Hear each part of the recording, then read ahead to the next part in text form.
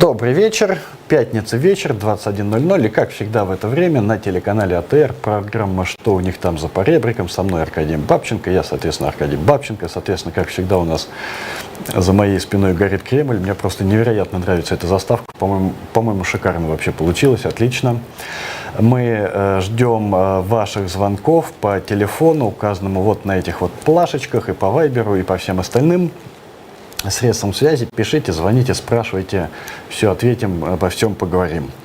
И сегодня, как всегда, у нас, конечно, замечательная коллекция отборной русофобии. Начнем мы, наверное, с митингов в Москве, но не с самих митингов, а с того, что власть не может поверить, что люди выходят на эти митинги добровольно против пенсионной реформы. Ну, там не только против пенсионной реформа была, конечно, как повод. Ну, в общем, люди выходят добровольно, и власти считают, Совет Федерации считает, что на митинге их согнал ужасный Facebook, который подсовывает бедным несчастным россиянам Навального. Совет Федерации заявляет, что Google и Facebook участвуют в войне против России. Давайте посмотрим это видео. У нас ведь проблема с ними тоже не антимонопольная, а по контенту. И надо понимать, что Google, Facebook, в Twitter и так далее, это не платформы, где какие-то нехорошие люди просто за деньги размещают незаконный контент. Они участники войны. Есть простой пример. Если вы зарегистрируете, значит, я это много раз проверял, у нас много конференций, мы там регулярно открываем Twitter-аккаунт. Пустой, абсолютно нулевый Twitter-аккаунт для конференции. Немедленно начинают прилетать в почту рекомендации, что почитать согласно нашим интересам на этом аккаунте, у которого нет последователей и нет никаких интересов. Естественно, это Навальный и разные наезды. То есть там исключительно либеральная повестка лезет в эти рекомендованные. Они на самом деле являются идеологическим оружием Соединенных Штатов. Это надо понимать. Прибыль там на самом деле является вторичной. Более того, большинство из них, мы говорим сейчас о Гугле, ну, точнее, его холдинге YouTube. Но на самом деле у нас тут оперирует огромное количество социальных сетей, да? Там Twitter, Facebook, Instagram, YouTube. И там, конечно, большие деньги. И у американцев, условно говоря, разведка, а Google это разведка, она должна всегда на самообеспечении, на подножном корму существовать. Она же сама же и зарабатывает. Ну, там, ЦРУ на наркотиках, а эти на информации. ЦРУ зарабатывает на наркотиках, а эти на информации. Это, наверное, ЦРУ, видимо, возила 400 килограммов кокса из Аргентины в посольстве Соединенных Штатов Америки, при помощи посольства Соединенных Штатов Америки, при помощи Екатеринбургской епархии США разворовывала деньги, выделенные на патронный завод, а также, видимо, в Бельгии нашли еще, я уж не помню сколько там, 200 килограммов кокаина с наклейкой не «Единой России», а консервативной, наверное, партии Соединенных Штатов Америки и подписью лично Дональда Трампа. Это вот тот мир, в котором они живут. Они реально считают, что социальные сети, это, как Путин сказал, вот как интернет был создан ЦРУ, так он и развивается. Да? И вот они реально считают, что и социальные сети — это тайное оружие, призванное захватить Россию и выпить нефть-матушку.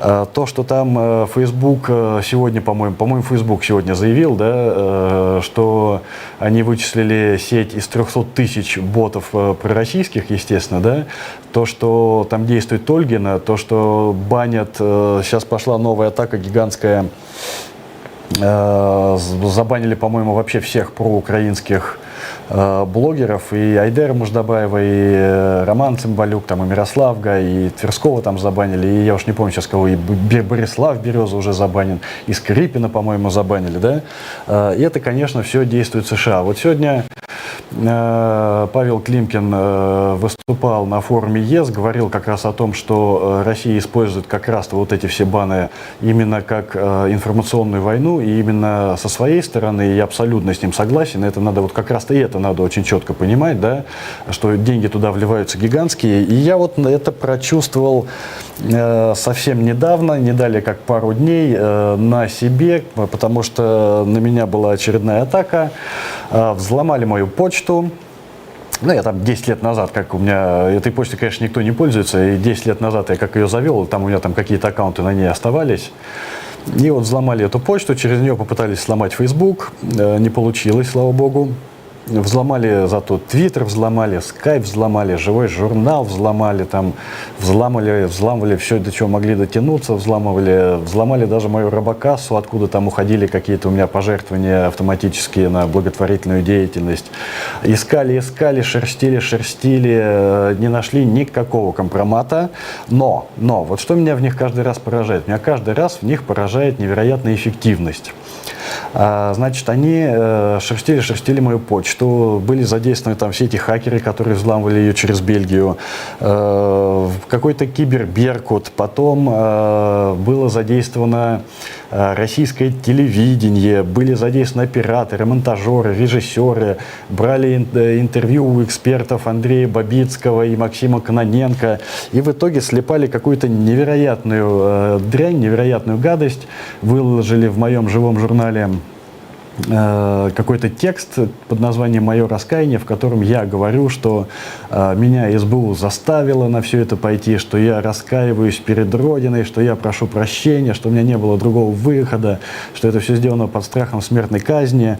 И потом появился какой-то киберберкут, аж целый киберберкут, который состряпал совершенно дурацкий, совершенно идиотский какой-то список. И это вот то, что было выложено якобы со взлома моей почты, где я переписываюсь с оперативным сотрудником СБУ и говорю им, что я буду участвовать в этой спецоперации только за 20 тысяч. Они предлагают 10, и мы с ними торгуемся и сговариваемся на 15. А потом еще, оказывается, я являюсь создателем и руководителем сети ботов и троллей под названием Ольга. Совсем не парится с Ольгиным, да, по ассоциации. И я тоже за это получаю какие-то деньги из Газдепа и что-то там еще. В общем, бред абсолютный. Все это было показано по российскому телевидению. Давайте посмотрим небольшой кусочек этого замечательного репортажа.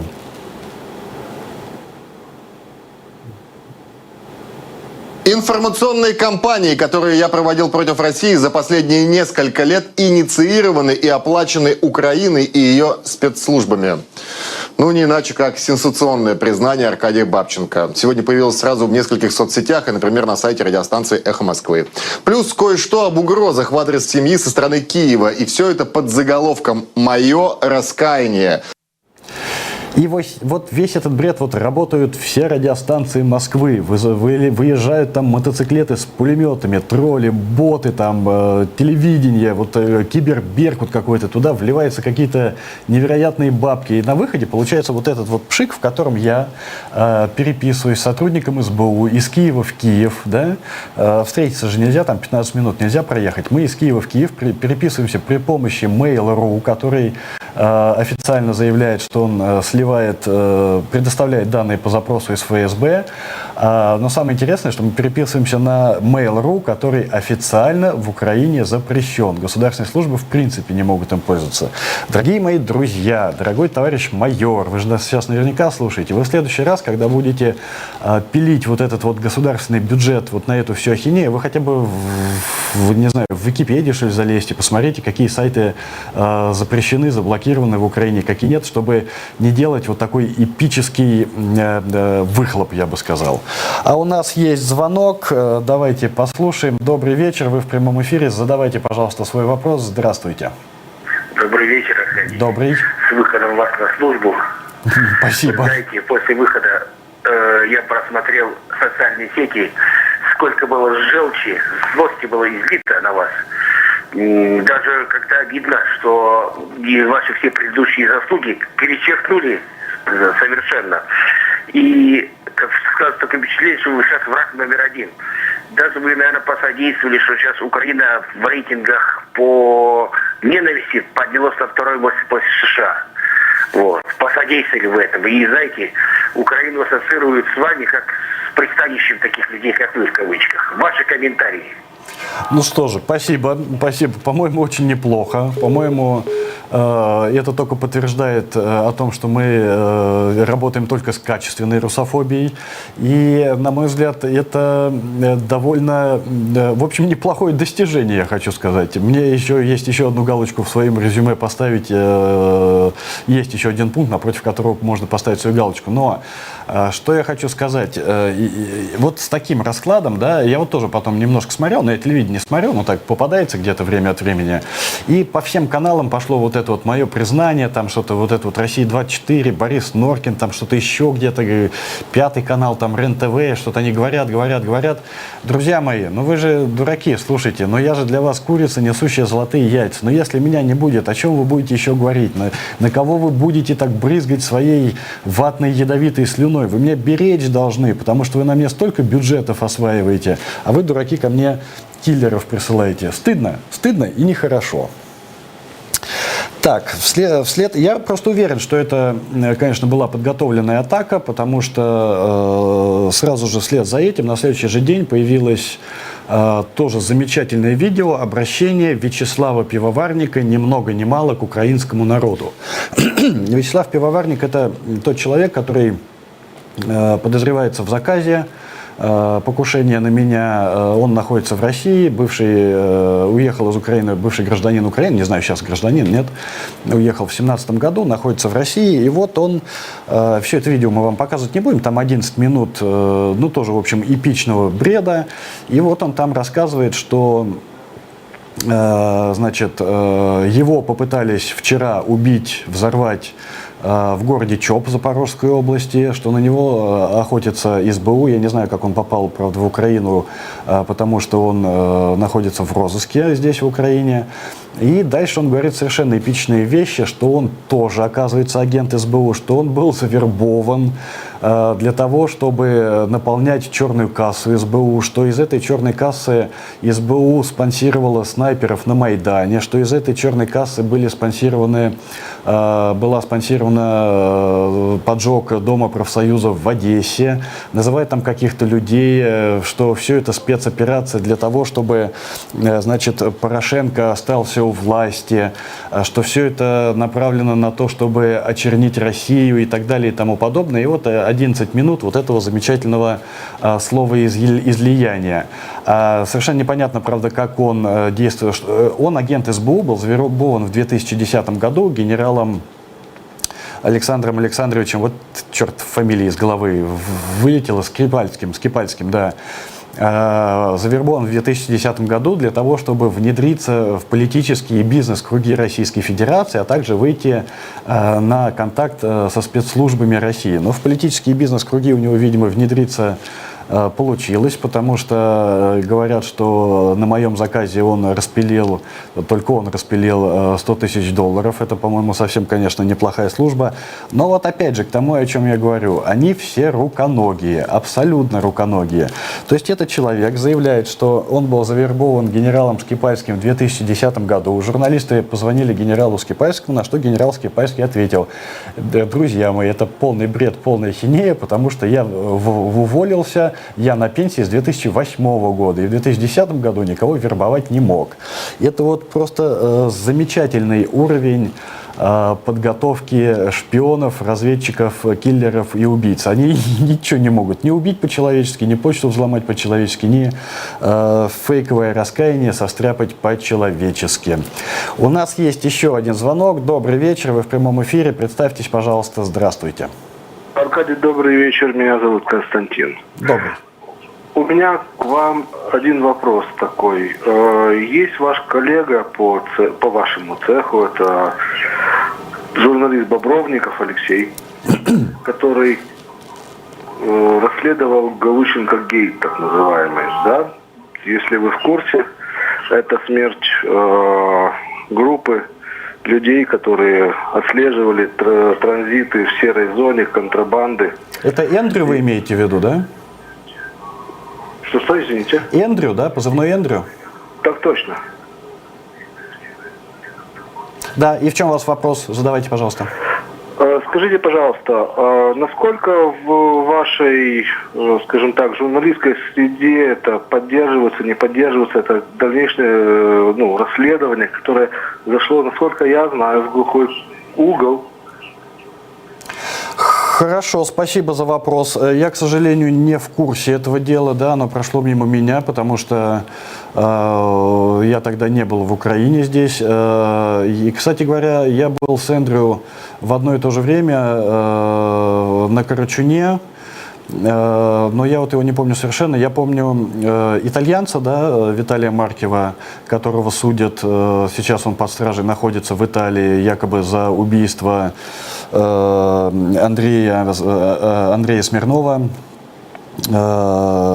российского правозащитника, когда был обстрел под Славянском, на этом переезде он погиб, и вот там сляпали вот это вот дело, якобы это Виталий Маркев стрелял, и он убил Андрея Миронова, да. Это, конечно, тоже абсолютный бред. Я уверен, что туда тоже зашли российские деньги. Они искали хоть что-то и нашли его. И мы тоже как-то, я вот все пытаюсь, может быть, выступить там свидетелем, дать показания, но со мной связывались адвокаты, я им говорил, сказал, что это полный бред и что этого быть не могло. В принципе, и в то же время там был Эндрю, но я вот его совершенно не помню, он не остался у меня в памяти, совершенно как-то мимо прошло, и этому делу я не касался. Я знаю, что этим делом довольно плотно занимался Юрий Касьянов, и у него, по-моему, какие-то уже были результаты, но вот что именно, с чем именно, я, к сожалению, сказать не могу и ответить, к сожалению, не могу. Тут уж прошу прощения. Так, идем дальше, возвращаемся опять же к российской разведке и к ГРУ. Эпичнейшее интервью и вообще эпичнейшая история с Башировым и Петровым, которые поехали в Солсбери отравить Скрипаля, бывшего тоже перебежчика российской разведки. Из этого вышел такой фарс, что держите меня семеро, да, то есть вот эти вот ребята прилетели со славянскими лицами, совсем не парясь, прилетели лоукостом из России с паспортами, которые отличаются только на последнюю цифру. Поехали в Солсбери, там засветились на всех камерах, в Лондоне засветились на всех камерах, в Солсбери засветились на всех камерах, вернулись, поехали второй раз, опять засветились на всех камерах, выкинули флакон с новичком, который специально для них готовили где-то в секретных лабораториях ГРУ под видом флакона духов Нина Ричи, перепутали мусорный контейнер с боксом для благотворительности, кинули его туда, там его нашел этот англичанин, подарил своей подруге, они тоже оба траванулись.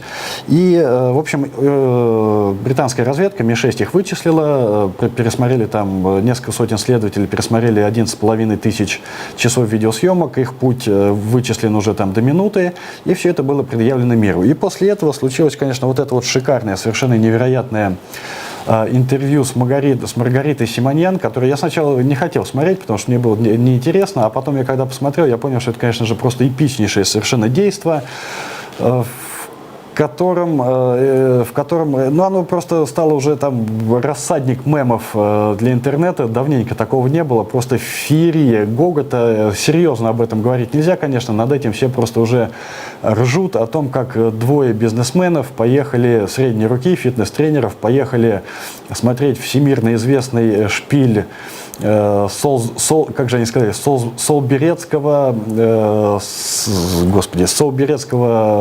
храма, смотреть этот шпиль, и вот они на полном серьезе все это рассказывают, и даже у тех, я думаю, что даже те, кто сомневался, что причастность здесь России или не причастна, я думаю, что после этого интервью сомнения отпали у всех, что точно эти люди это сделали, точно Россия здесь причастна, но что самое интересное, опять же, это к их эффективности, да, то есть между убийством и вот этим интервью прошло полгода. За эти полгода можно было подготовить такую легенду, что вообще комар бы не подкопался, да, что можно было бы сделать так, что Тереза Мэй была бы сейчас под подозрением, да, ничего не сделано, абсолютная руконогость, да, не могут ничего, абсолютно ничего. И это радует, да, это радует. Вот такой вот у них фашизм, и мы не можем этому не радоваться. Все через уши у них там делается.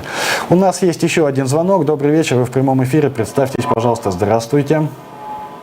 Добрый вечер. Меня зовут Сергей, я из Киева. Ну, тоже касательно вот этого дела, которое Скрипалей. Слушал сегодня, ну, так раньше слушаю, Гонопольского. И хотел бы узнать, как ваше мнение?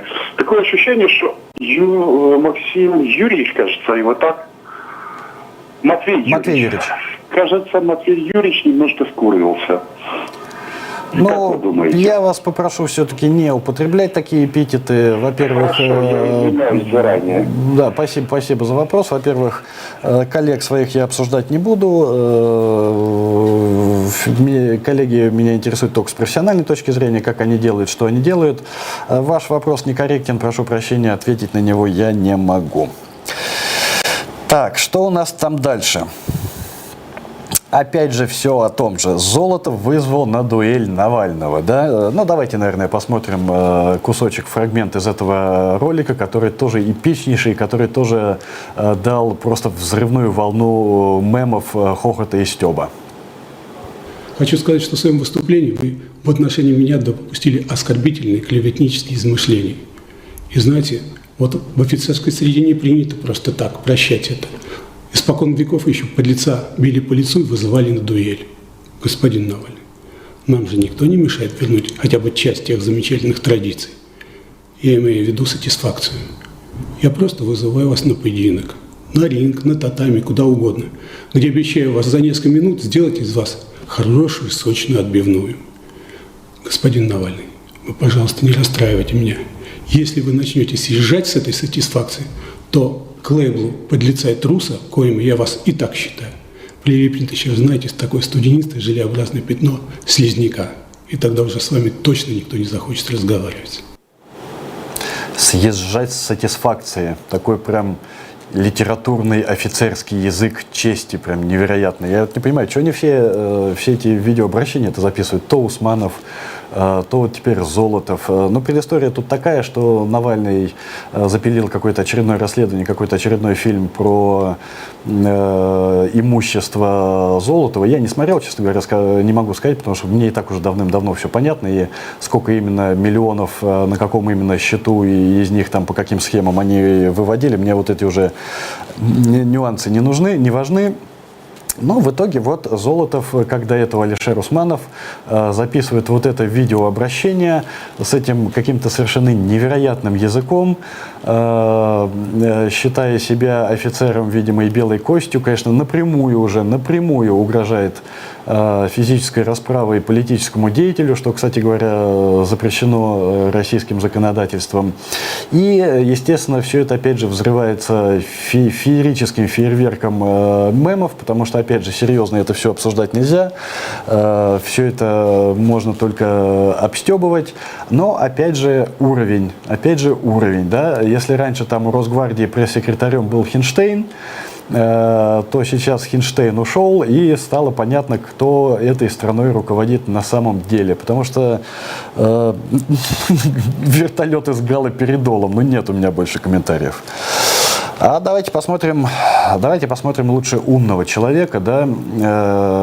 Ролик предсказания Бориса Ефимовича Немцова, который он сделал 10 лет назад, после грузинской войны. И давайте его просто посмотрим и поразимся тому, как он видел будущее. К чему эта ошибка приведет? Первое. Гонка вооружений. Сейчас Россия тратит на оружие 40 миллиардов долларов. Это около 20% бюджета. Ну, Россия будет тратить, допустим, в 2 раза больше. Деньги придется брать у кого? У пенсионеров, у учителей, врачей. Таким образом, важнейшая проблема России, а именно бедность. Бедность. Когда моя мама получает пенсию 100 евро и платит за квартиру 70, у нее на жилье остается 1 евро в день. Путин будет заниматься производством оружия в это время. Ему зачем моя мама? Я, конечно, своей маме помогу, нет проблем. И моя мама не пропадет, слава богу. Но у нас таких, как моя мама, еще 38 миллионов. Да? И 25 миллионов человек живут меньше, чем на $2 в день. 25 миллионов. Путин будет строить танки и ракеты. Это очевидно. Гонка вооружений. Раз. Второе.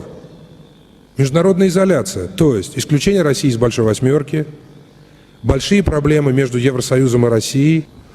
Поэтому, очевидно, будут санкции. Дальше. Бизнес. Очевидно, что Запад будет ограничивать участие русского бизнеса в своих делах.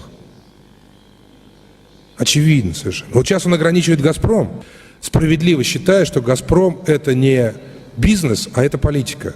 А с этого мгновения они будут считать, что любой русский бизнес — это политика. Таким образом, это удар по бизнесу. Наконец, очевидно, что когда Россия в кольце врагов, то внутри страны будет усиливаться реакция, ксенофобия, то есть ненависть ко всем остальным гражданам планеты, и будет усиливаться авторитарные диктаторские тенденции. Это очевидно. Ну, как по писанному, да, как по нотам. Единственное, в чем Ефимыч ошибся, что это случилось не после грузинской войны, а после все-таки аннексии Крыма, оккупации Донбасса. В остальном вот то, что было адекватным людям, понятно, уже 10 лет назад. У нас есть еще один звонок. Добрый вечер. Вы в прямом эфире. Представьтесь, пожалуйста. Здравствуйте. Добрый вечер, Аркадий. Это опять Константин. Я вас беспокоить буду. Давайте. Да. Знаете, я вот этот ролик Навального видел буквально дня 4 назад, как-то всплыл у меня совершенно случайно, и у меня почему-то вспомнился Носова «Незнайка на Луне».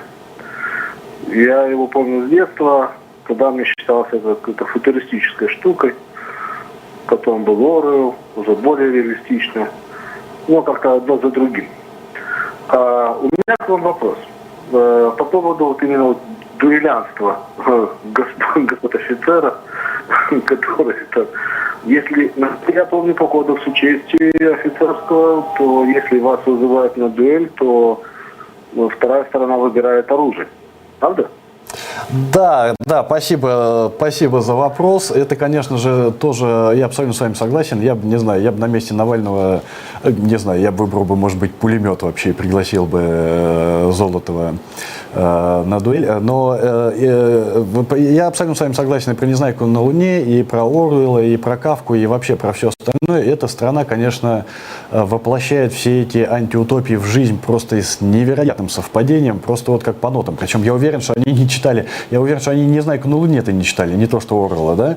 Но это, видимо, какой-то историческая, видимо, закономерность, когда диктатура, когда к власти приходит вождь со сверхидеей в голове и сваливает страну к диктатуре, они все впадают в одну и ту же колею, и все идут по одним и тем же граблям, по одним и тем же ступенькам, вот просто дословно, да, совершая все одни и те же действия. Потому что если я вот не так давно сравнивал Россию с Германией там 30-х годов, так там совпадение просто волосы на загривке встают дыбом, насколько оно точное, там, вплоть до Олимпиады и вплоть до корпуса, экспедиционного корпуса через Средиземное море, да, просто невероятное совпадение. И чем все это заканчивается, тоже все всегда знают. И в этом случае, я думаю, тоже тем же закончится.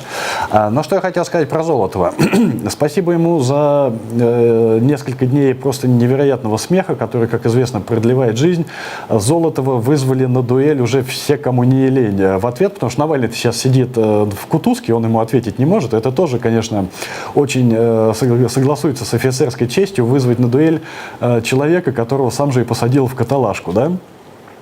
Так вот, Золотову предложили уже массу дуэлей, потому что Золотов-то вызывает Навального на своем поле, да, я не сомневаюсь, что в рукопашке-то он, конечно, профи, потому что он всю жизнь этим занимается. И вот люди это прочувствовали и начали его вызывать на своем поле. И там уже бронзовый призер, если я не ошибаюсь, бронзовый призер чемпионата мира по плаванию вызвал его в бассейн, сказал, что он там будет как килька в томате выглядеть на этом фоне. Какие-то девочки его вызывают там на на поединок по прядению, там, по макраме, кто-то его там вызвал на поединок по потреблению пива и так далее и тому подобное. Это можно только стебать. Серьезно, об этом говорить невозможно. И следующий замечательный сюжет, давайте посмотрим. Значит, боксер Джефф Монсон, кикбоксер Джефф Монсон получил гражданство России. И, по-моему, через 3 месяца, по-моему, как он его получил, в общем, через какой-то очень небольшой срок, в нарушении вообще всех законов, этот человек стал депутатом муниципального собрания города Красногорска. Давайте посмотрим клятву депутата города Красногорска Джеффа Монсона, которую он приносит городу Красногорску.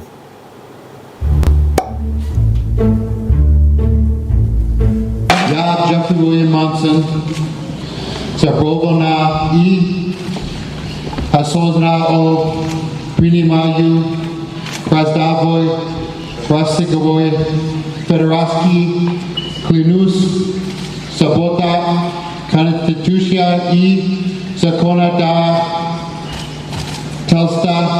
Российской Федерации, права и свободы ее граждан. Исполнять обязанности гражданина Российской Федерации на благо государства и обеспечивать, защищать свободы, независимость Российской Федерации. Быть верным России, уважать ее культуру, историю и традиции. Я поздравляю город Красногорск с избранием такого замечательного депутата, который великолепно, надо понимать, разбирается в законодательстве Расско-Федераски. Кстати, между прочим, это не, на мой взгляд, это вообще не фейл, это, по-моему, они вернулись в нормальное свое логическое состояние. То есть вот она всегда была такой, эта страна, да, они просто перестали притворяться. Вот эти все глупости типа выборы, там, голосование, к чему это надо? Поставим пейзанам того барина, которого хотим сами, и все будет логично. Я лично только поддерживаю это, я люблю, когда картина завершена и все становится логично. Вот это нормальное, обыкновенное лицо Российской Федерации, когда с крепостными можно делать все, что хочешь, и издеваться над ними как угодно. У нас есть еще один звонок. Добрый вечер, вы в прямом эфире. Представьтесь, пожалуйста, здравствуйте. Здравствуйте, меня зовут Дмитрий, я из Москвы. Меня интересует вопрос по вашей книге «Война». Я приобрел, прочитал внимательно, и вот такой вопрос возник. Я так, в принципе, из книги не понял, зачем вы пошли на Вторую Чеченскую войну. Да, спасибо за вопрос. Ну, я его, видимо, там, и, по-моему, я его там и не объяснял. Это было, я уже говорил об этом 150 раз, сейчас скажу кратенько. Это был, конечно, ПТСР полный рост. И это было иррациональное решение, потому что, когда я вернулся с первой войны, у меня тело вернулось, а мозги остались там. Я абсолютно не прижился в этом городе. Я ненавидел мирную жизнь, ненавидел Москву, потому что я не мог понять, как это так. Я летел бортом, вместе в котором везли и раненых, и убитых, и вот ты прилетаешь 2 часа назад, ты был там, где убивают людей, где убивают детей, а здесь банки, казино, какие-то мерседесы, какие-то малиновые пиджаки, и я все это возненавидел просто-напросто. И это был, короче, сдвиг кукушки. И когда началась Вторая Чеченская война, я, не думая, просто пошел в военкомат, я пошел не в Чечню, у меня никакой мести не было, и не возникло, и сейчас нет. И я понимаю и понимал, в общем-то, что это была захватническая война, и что я участвовал в шовинистической захватнической войне, но просто я не смог вернуться в мирную жизнь. И если бы война началась где-нибудь в Красноярске, я бы в Красноярске воевал, если бы она началась в Москве, я бы гораздо с большим удовольствием пошел бы, конечно, в Москву, потому что этот город я ненавидел сильнее всего на свете. Так, идем дальше ко всем этим, значит, делам с покушениями и отравлениями. Петр Верзилов, основатель и активист группы «Война», сейчас Pussy Riot, попал в больницу, по всей видимости, сейчас уже, по всей видимости, становится понятно, что у него отравление. Да? Сначала, если думали, что может быть инсульт, то сейчас стало ясно, что не инсульт. Он находится в токсикореанимации. Еще 12 сентября Петр Верзилов почувствовал себя плохо, у него начались проблемы со зрением и речью. Близкие уверены, что Верзилова отравили. Он почувствовал себя плохо после суда над Вероникой Никульшиной. Это та девушка из Пусирая, с которой вместе они выбегали на поле, футбольное поле во время чемпионата мира. Дома он начал терять сознание, сейчас находится в искусственной коме. Давайте посмотрим вот этот вот кусочек допроса Никульшиной и Верзилова после того, как они выбежали на поле. Ты, тварь, кто такая? Фамилия, имя, отчество. Ну, вот так вот с ними говорят после задержания. Там был какой-то полковник или майор, я сейчас не помню. Он там сожалеет о том, что сейчас не 37-й год, он не может их расстрелять. И вот прошло несколько месяцев после всего этого, и Верзилов сейчас находится в коме. Основное подозрение – это отравление. Я думаю, что, во-первых, я ни разу не сомневаюсь, что это действительно может быть отравление. Ни на секунду вообще в этом не сомневаюсь. Он говорит, что ничего не ел, никаких препаратов не потреблял. Подозрение на отравление именно медицинскими препаратами, которые, кстати, в крови не определяются. И напомню, что точно таким же образом травили 2 раза Владимира Карамурзу, но он выжил, у него тоже в крови не могли найти никаких ядов до того момента, пока не состригли у него там ногти и волосы и не вывезли в Англию, Великобританию, и там уже сказали, что это отравление. Вот сейчас с Верзиловым, видимо, такая же история. Я думаю, что это действительно на самом деле месть за срыв вот этого матча, на котором был Путин. Вот такая вот замечательная страна, в которой людей травят уже совершенно не стесняясь. Так, в Донецке разоружили батальон, в котором заместителем командира был Захар Прилепин. И задержали его командира этого батальона Сергея Фомченкова. Батальону предложено перейти в подчинение МВД. По словам депутата Народного совета, самопровозглашенной Донецкой Народной Республики, такая вот должность у человека, оказывается, есть, Владислава Брига, в подчинение МВД планируется перевести батальон Фомченкова. Не знаю, что там пошло не так, надеюсь, что благоразумие возьмет верх. Да неужели? И никто не пострадает. Бриг подтвердил, что писатель Захар Прилепин был заместителем командира именно в батальоне Фомченкова. В июле 2018 года литератор объявил, что уходит с поста.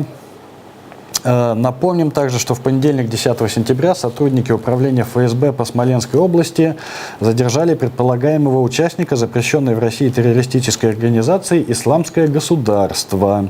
По данным ФСБ, он по заданию службы безопасности Украины, ну, конечно, куда же без СБУ, готовил покушение на одного из командиров ДНР. То есть, еще раз, боевик «Исламского государства» по завербованной СБУ, по заданию СБУ готовил покушение на одного из командиров ДНР в Смоленской области. По некоторым данным, убить должны были именно Сергея Фомченкова. Он родом из Смоленска и часто там бывает. Это правда. С Фомченковым я знаком довольно плотно по всем митингам. Это бывший НБПшник. Мы много-много раз пересекались, когда были такие акции «Стратегия 31». Много-много раз пересекались около памятника Маяковскому. Неоднократно выпивали. Сергей Фомченков – это муж Таисии Осиповой, которая отсидела, по-моему, ее приговорили к 8 годам, она отсидела 4 года за торговлю наркотиками. Тогда была большая общественная поддержка о том, чтобы не смели прессовать семьи оппозиционеров. Ее в итоге, по-моему, выпустили досрочно. Потом все нацболы поехали, головоди уехали в Донбасс воевать за великую Россию, за Новороссию против фашизма и бандитизма. Осипова, когда освободилась из тюрьмы, поехала к Фомченкову тоже туда, в ДНР. И, в общем, я его знаю довольно хорошо. И, в общем, вся вот эта вот история продолжалась. И теперь, после того, как взорвали Захарченко, Прилепин оттуда уехал, видимо, чуйка у него развита замечательно, уехал за несколько месяцев до этого, и теперь вот батальон Фомченкова переводят куда-то в другое подчинение. Что я на это могу сказать? Родина тебя бросит, сынок, всегда. Вас предупреждали, друзья мои, что первыми попадете под раздачу именно вы. Фомченкову передает привет Александр Аверин, бывший пресс-секретарь другой России и НБП, который точно так же воевал на Донбассе, потом вернулся в Россию и сейчас сидит, по-моему, ему уже выписали 3 года за оружие. Громить этот режим никогда не потерпит никаких организованных групп вооруженных людей, тем более прошедших войну и имеющих какую-то свою идею. Вас предупреждали, друзья мои. Так, переходим к новостям нанотехнологий. Новые следы от дрели обнаружены в обшивке МКС. Специалисты нашли новые следы работы дрелью в обшивке корабля «Союз», который пристыкован к МКС. Об этом сообщает ТАСС со ссылкой на источник в ракетно-космической отрасли. По словам собеседника агентства, следы от сверла найдены не только в бытовом отсеке, но и на экране противометеоритной защиты. Источник рассказал, что космонавты провели фото и видеосъемку дыры, прежде чем заделать ее.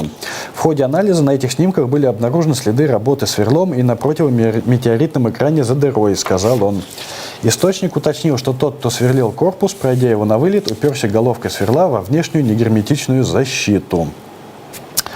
По этому поводу уже и Роскосмос, и Совет Федерации, и бывший космонавт, сейчас не помню, как фамилию этого космонавта, уже сказали, что были выдвинуты какие-то совершенно невероятные версии. Но это невероятные для всего адекватного мира, а в том мире, в котором они живут, наверное, единственная возможная версия, что это проклятые американские астронавты сверлили наш Союз, что это может быть какой-то психически нездоровый астронавт просверлил дырку в Союзе для того, чтобы быстрее вернуться на Землю. И что это, конечно же, гадят ненавистные нам американцы. И я вот просто представляю этого психически нестабильного американца, проклятого шпиона, который летает по международной космической станции и ищет, как бы просверлить дырку в обшивке именно Союза, и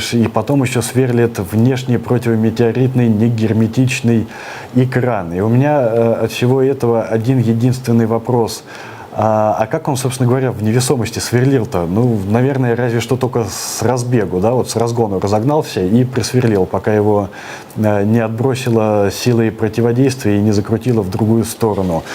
И, конечно же, никто, конечно же, даже не думает, что это просто какой-то Вася на заводе в Королеве, на НПО «Энергия» в Королеве или там в Центральном конструкторском бюро тяжелого машиностроения взял и просверлил эту дырку и залепил ее жвачкой. Потому что, конечно же, никто не помнит о том, как гирокомпасы в Протон были забиты кверху ногами. Просто вот человек-сборщик не знал, как ставить гирокомпасы, перевернул их вверх ногами, они не лезли, он забил туда их молотком. После этого ракета взлетела, немножко пролетела, подумала, что она летит вниз, а не вверх, развернулась и полетела, как она думает, вверх, а это оказался вниз. И тоже был эпичнейший мем, кажется, что-то пошло не так. Россия прекратит доставку американских астронавтов на Международную космическую станцию на отечественных кораблях весной 2019 года, анонсировал вице-премьер Юрий Борисов. Посадка корабля «Союз-МС» в апреле завершается выполнение наших обязательств по контракту с НАСА, связанных с доставкой на МКС и возвращением со станции американских астронавтов. Цитирует его высказывание на открытом совещании в ракетно-космической корпорации 31 августа «Энергия». «Энергия по перспективам пилотируемой космонавтики». С будущего года США планируют летать на МКС на космических кораблях собственного производства, напоминает агентство. Ну, вот, собственно, и все. Великий космос закончился. Деды летали. Гагарин. Еще одна величайшая скрепа рушится. Услуги таксистов больше не нужны. Будут, видимо, возить на ракетах Илона Маска. И это, опять же, то, о чем я говорю каждый раз. О том, что экономика свободной страны всегда в итоге обгоняет и побеждает экономику диктаторских закрытых режимов, потому что настоящие прорывы возможны только в свободной стране. Сергей Иванов выгнал, бывший тогда министром обороны лет 10 назад, сказал, зачем нам все эти балалаечники, пускай идут служить. Балалаечники, под балалаечниками он имел в виду как раз молодых ученых, там, аспирантов и так далее и тому подобное. Балалаечники решили, что в армии им не очень-то хочется по башке получать и быть прикопанным на Донбассе им не очень-то хочется. Начали бежать толпами из страны, и вот теперь Россия не в состоянии даже возить, не в состоянии быть даже космическим такси и возить астронавтов на МКС. Под стартовым комплексом космодрома «Восточный» обнаружены пустоты.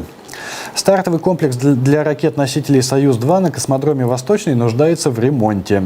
Об этом сообщает источник на космодроме. Под железобетонным основанием мобильной башни обслуживания первого стартового комплекса на «Восточном» в грунте появились пустоты. Заключен контракт на их ликвидацию.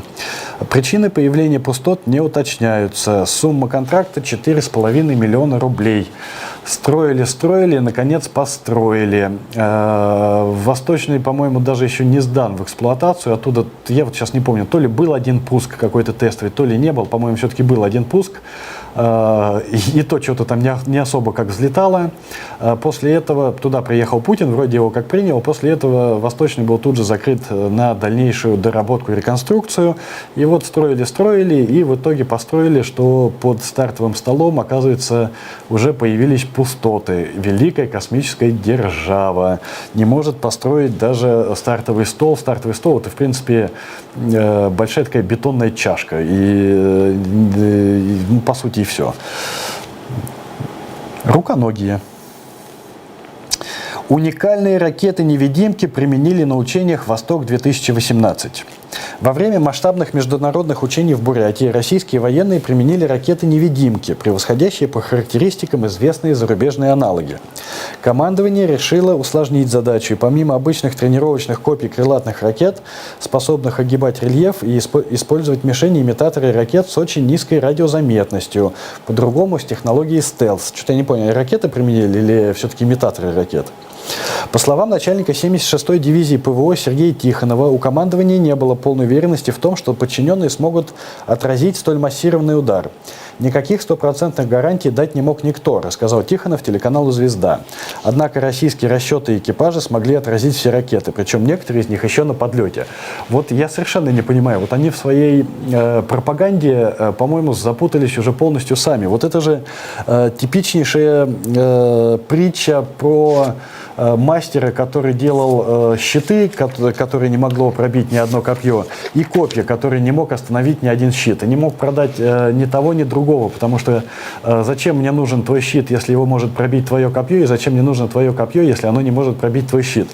Так в итоге-то что? Это российские военные применили эти ракеты-невидимки, превосходящие по характеристикам известные зарубежные аналоги с технологией стелс, которые не может никто заметить, или же российские расчеты и экипажи смогли отразить все ракеты, причем некоторые из них еще на подлете. Вот я не понял, в чем здесь зрада, а в чем перемога. У нас есть еще один звонок. Добрый вечер. Представьтесь, пожалуйста, кто вы, откуда, и задавайте свой вопрос. Здравствуйте. Добрий вечір, пане Аркадію. З поверненням Юрій з Дніпропетровської області. Запитання таке, дивіться, зараз сходяться хмари над сирійським містом Ідліб, так?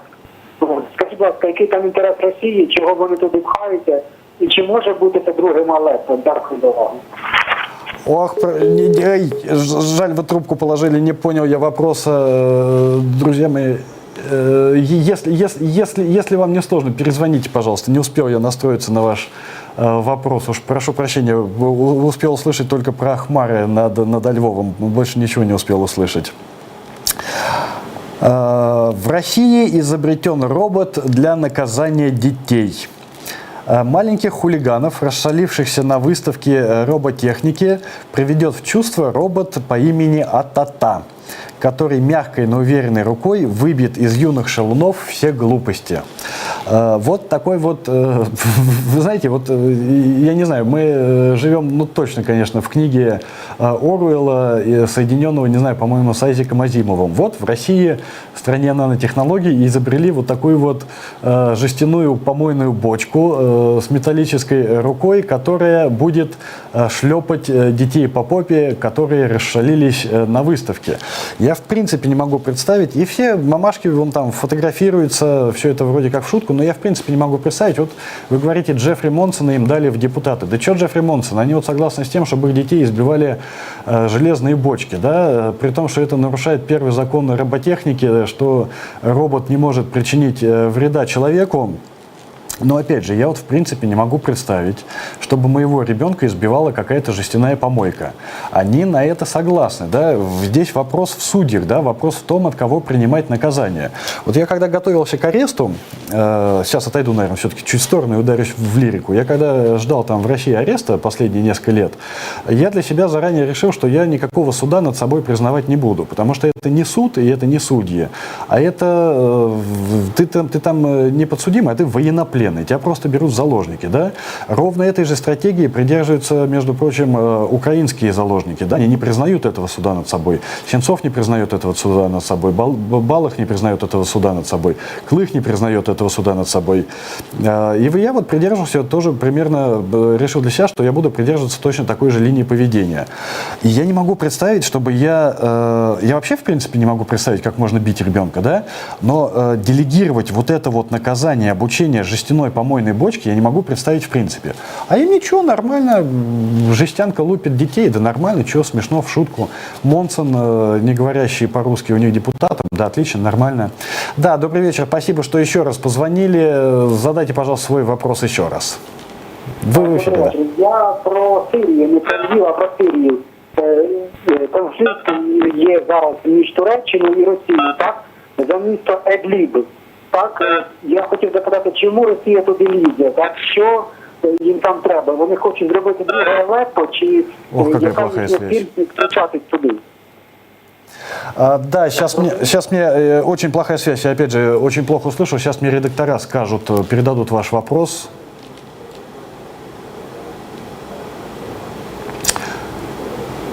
Ага, спасибо. Не станет ли бомбежка Идлиба для России вторым Алеппо? И какие цели Россия там преследует? Я не знаю, какие они цели там преследуют именно в Идлибе.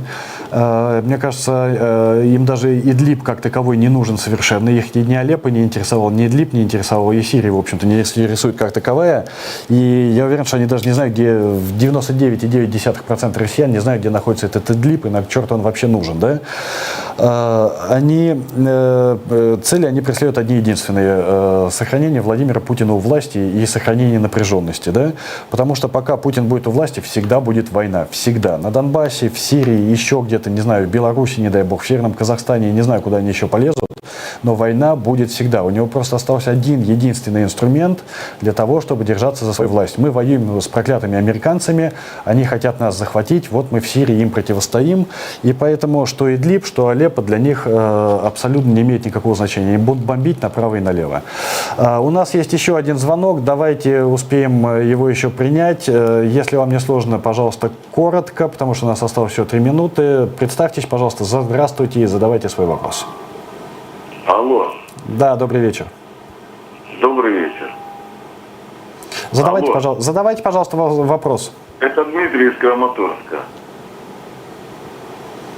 Алло. Говорите, задавайте, пожалуйста, свой вопрос. Добрый вечер. Аркадий, я в первую очередь рад, что в этой ситуации, которая была вашей как бы гибелью, вы остались живы. Очень рад в этом вопросе. И хотел бы вам задать такой вопрос. А возможно ли когда-либо восстановление каких-либо нормальных отношений между Украиной и Россией? Спасибо. Я сам тоже рад, что я в этой ситуации остался жив. Отвечая на ваш вопрос, у нас есть исторические примеры. Тут, в общем-то, даже гадать не нужно, да? У нас есть Финляндия и есть Польша, которые 100 лет назад также были частью Российской империи, а потом откололись от нее и вышли из нее. Сейчас Польша совершенно отдельное суверенное европейское государство, в котором ничего уже не говорит, что она когда-то была частью России. Финляндия такое государство, что дай бог каждому, страна, что дай бог каждому, которую с Россией сравнивать уже даже невозможно. Да? Чехия до 1968 года в Европе не было больших друзей русских, да, и больших более близких связей с русскими, нежели чем у чехов. Вот недавно было 50 лет, да, Чехия Россию до сих пор ненавидят. Терпят, туристов терпят, да, зарабатывают на них деньги, но никакой любви к России больше нету.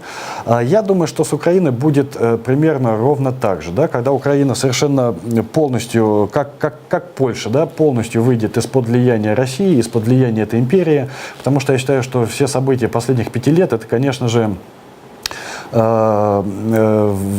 выход Украины из-под влияния империи, выбор свободы и движение в сторону Европы, в сторону свободного мира. Да? И в конце концов это обязательно случится, и лет через 50 тоже уже ничего не будет напоминать о том, что Украина когда-то была в составе России, но после того, что произошло, какое-то, ну не то чтобы примирение, да, я думаю, какой-то особой любви уже не будет, но вот какие-то такие вот взаимоотношения чисто на экономической основе лет через 50-100 уже будут возможны. Но так, как было, уже не будет никогда, и это на самом деле хорошо. И вот на этой оптимистической ноте мы и заканчиваем сегодня наш с вами эфир. Встретимся с вами ровно через неделю в 21:00 на телеканале АТР. Оставайтесь с нами. Удачных вам всем выходных. До свидания.